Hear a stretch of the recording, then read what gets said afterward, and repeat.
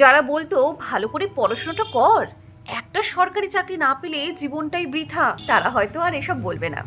কারণ এই বাজারে private job is more secure than government job. না, কাউকে ছোট করার জন্য বলছি না, তবে এই সামাজিক ধারণা না চেঞ্জ হওয়াটা ভীষণ দরকার।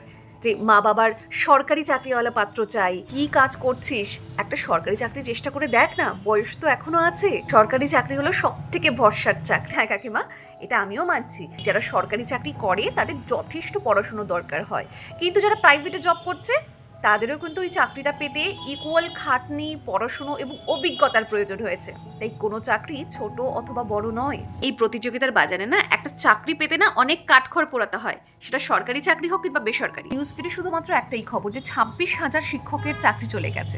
এক পক্ষ যারা মনে করছে বেশ হয়েছে, কারণ অযোগ্য মানুষগুলো কিছু যোগ্য শিক্ষকের চাকরি খেয়ে বসেছিল, তাই ভগবান ঠিক মুখ তুলে চেয়েছেন। কিন্তু কিছু মানুষ বলছেন ওই 26,000 শিক্ষকের মধ্যে কিছু যোগ্য শিক্ষকও ছিল যারা যথেষ্ট পড়াশোনা করে খাটনি করেই চাকরিটা পেয়েছিলেন, তাদেরকে আবার পরীক্ষা দিতে হবে।